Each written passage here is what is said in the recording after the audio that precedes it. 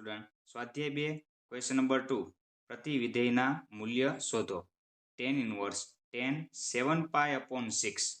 તો ક્વેશ્ચન આપણને આપેલો છે tan inverse tan 7π/6 equal to tan inverse એમનામ જ રહેશે tan હવે અહીંયા 7π/6 છે તો એને આપણે પહેલા એના tan ના ઇનવર્સના વિસ્તારમાં લાવવાનો રહેશે તો વિસ્તારમાં લાવવા માટે આને ગોઠવવો પડશે પહેલા તો 7π/6 છે તો આને આવી રીતના લખી શકીએ આપણે π+π/6 હવે આને ચેક કરવી આપણે તો 7π થઈ જવું જોઈએ તો 6 ને 1 વડે ગુણીએ તો 6 એકા 6 અને પ્લસ પાઈ એટલે 6π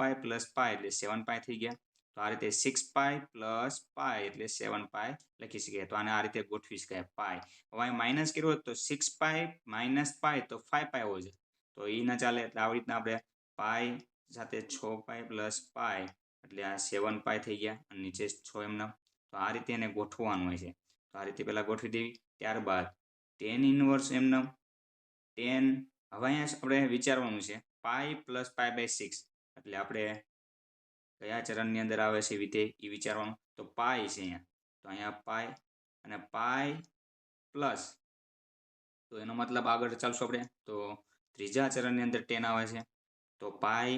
પ્લસ ત્રીજા ચરણની અંદર tan કેવું હોય છે તો કે ધન તો આ નિશાની પ્લસ વિધેય બદલાય છે ને એટલે tan એમનામ પાઈ અને 2π આગળ વિધેય બદલાતું નથી આ બે જગ્યાએ તો પાઈ tan એમનામ અને પાઈ/6 એમનામ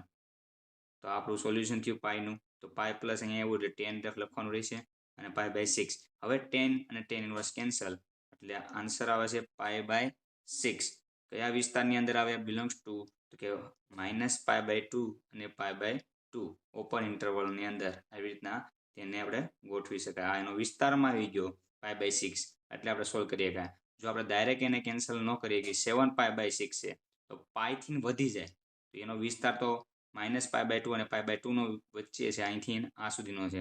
એટલે અહીંયા વધી જાય એ ન ચાલે એટલા માટે આપણે એને પહેલા વિચારવું પડે સોલ્વ કરવું પડે ગોઠવવું પડે અને પછી આપણે એને લખી શકીએ ઓકે થેન્ક યુ